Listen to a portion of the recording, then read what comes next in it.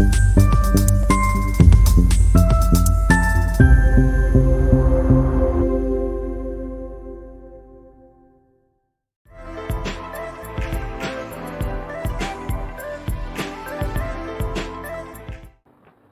this is Malika, and I've got my father today from his busy schedule, and we're going to discuss about topics around the young generation, Gen Z, how they function, and how numerology, astrology, and the holistic sciences can benefit the generation as a whole.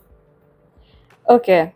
So, as a person myself who's pivoting into the corporate field soon and starting with a career soon, how do you think numerology and astrology can help someone of my generation better their career? Okay, so Malika, you need to understand that any individual in this world who's living, who's breathing in this world, he's basically controlled by A, the planets, B, the constellations, then the directions which he's tapping, maybe for facing during his studies or doing some other particular work, or maybe while sleeping, the directions which he's tapping, that is going to affect his life because the aura gets absorbed by the body and the soul based on those directions. So then the fourth particular thing would be the numbers, which we all know that we are all controlled by the numbers, but majorly it's the planet and the constellations which are going to affect. So if one is taking care of the right particular numbers, right directions, right planets, definitely he'll see success in the life. Okay. And do you think there's a specific direction for situating where a student studies or places his or her stuff related to So education? obviously, each individual is controlled by a specific auspicious direction, a specific auspicious planet. A planet may be a different planet for you for studies. The same planet is doing another job for the other person. Similarly, the directions are different. So you need to understand that when we talk of a specific success thing, we need to tap the right direction with the right planet. So if your study direction, for example, is east, there may be another particular friend of yours whose study direction may be west or maybe north in that case. So everyone has to get the charts analyzed. We need to work on their KUA numbers, which come from the numerological front. We need to understand their study planet, which comes from their horoscope. And then we decide whether this is going to be a auspicious planet for them or a auspicious direction for them to study or not. Okay. How do you think astrology as a science helps improve the education parameters for an individual? So, you have asked me about education. I'll tell you that astrology itself is one important tool. That is the reason it is known as the mother of sciences, because it is going to take care of your entire life from the day you were born until the day you lived your last breath in this world. Anything and everything which is going to happen in your life is going to be as per the astrological parameters. So, we are controlled by a major ruling planet. Then there are certain planets which come in between, and they are being called as maybe a dasha lord or sub dasha lords, and then the sub dasha lords. So all the planets unitedly they work for us, and then they give us different impacts. Sometimes those impacts are good, sometimes those impacts are bad. So a sensible person would definitely take care of those bad things in advance, and he would prepare himself to face those situations. So if anything is good, you should understand that this is the good time and I should take more advantage of that. And if the time is bad, then we have to take certain precautions. Like if winters are approaching, your mom must be busy taking out the particular woolens from the wardrobes, because now those would be required, and she must be busy asking the mechanic or the electrician to come and fix up the AC, because now ACs will not be required. She must be testing out whether the heaters are working good or not at home. So every time we have to change ourselves as per the environment, the circumstances, the planetary cycles, the numbers, that year which is basically contributing over there, your yearly chart, your birth charts, all these things contribute, and then we see the success in life.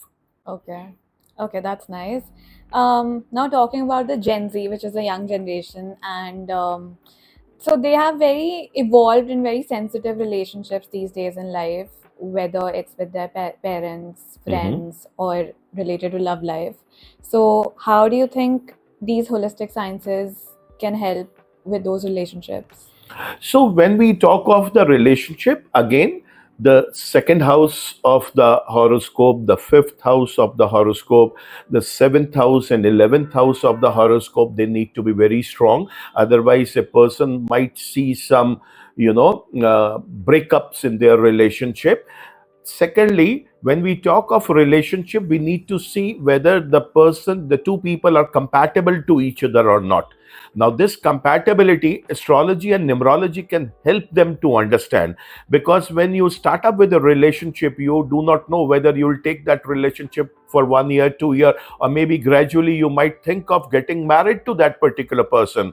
So it is better that when you start up with a relationship, you get a proper compatibility check done, and then decide whether it's a marriage material or it's just a friendship material for you. And accordingly, if you take those things, your emotions won't get disturbed. Right. Very good advice. And what do you think about what is this mobile related numerology that is very popular on social media reels and all So that we can I'll discuss? treat that as a mockery. For me, it is a ridiculous thing when people talk about that the number 8 and number 4 are repeatedly coming in a specific number and they are bad, and 8 should not be supplemented with 1 or 4 should not be supplemented with 9. This is not true for everyone. So we need to understand that we all human are controlled by a different set of auspicious planets, auspicious numbers. A number which is good for one may not be good for the other person. Even in the same family, a number which is good for you is not good for your brother. So, whenever we have to buy a new number or get it registered for whatever reason, we need to be very specific in the thing that what reason is it going to be used for. Am I taking it for some maybe internship purpose? Then your job related numbers would also be taken care. If you are taking it only for education purpose, then only the education numbers would be taken care. So the purpose to have that number should be clear. And if there is no purpose and you need just a general number, then it should supplement only and only your auspicious planets, nothing more than that. Okay. How do you think gemstones can help a person? Okay, so gemstones are basically the catalysts. They give strength to a weaker planet. So, if any of the particular planet of your horoscope, which is a beneficial planet for you, but when you were born, it was in the state of infancy or it was in the old stage, it didn't had that strength to take care of you for the rest of the life. For that reason, when you wear a gemstone, you make that specific planet more strong. So if that particular planet is related to your marriage, for say, then if you are not wearing the gemstone and getting married, you might face some difficulty in your marriage. If that particular planet, which is a weaker planet, relates to a study related objective, if you are not wearing that particular gemstone, you might face issues in your school life or college life, in your education.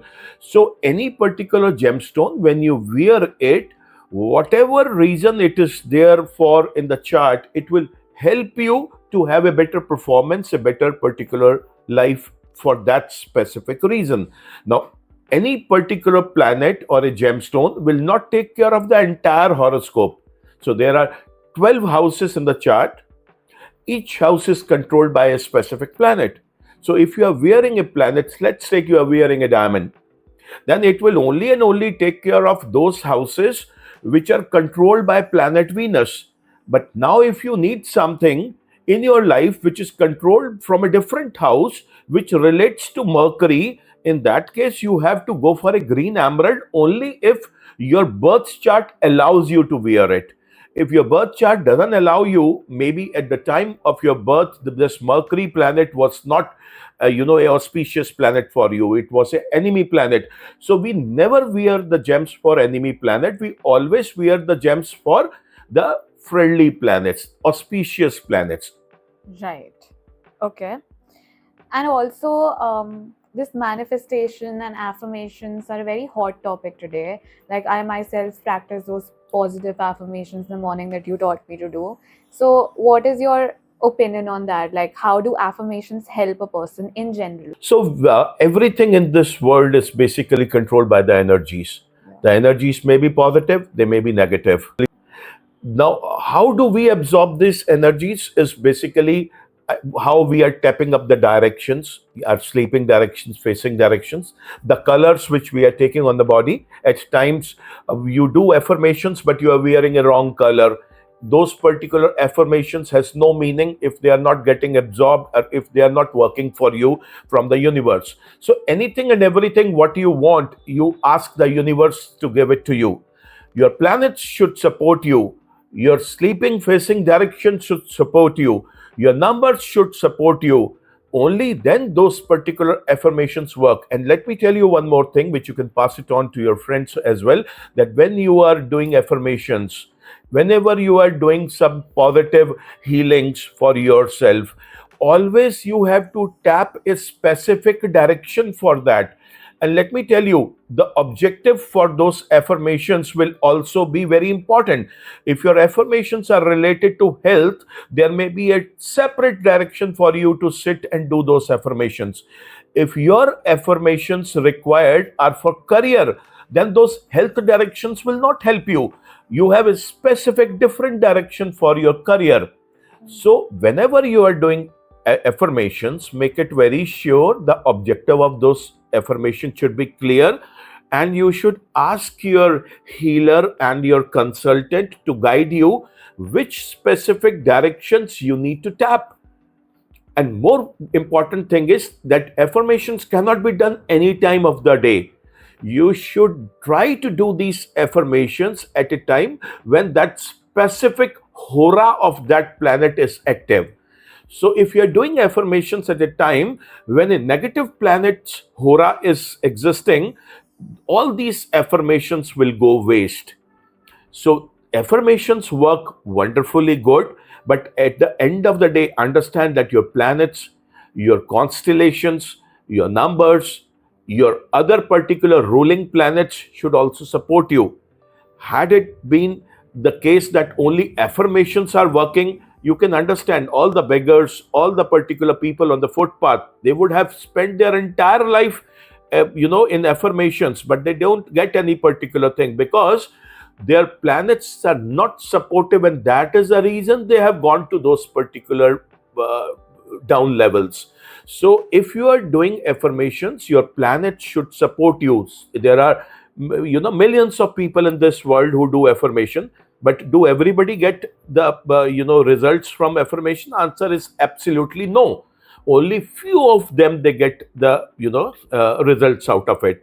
So affirmations with the right guidance, by tapping the right particular directions, wearing the right colors, improving the quality of the planets through whatever methods, and then doing it at the right time will give you success.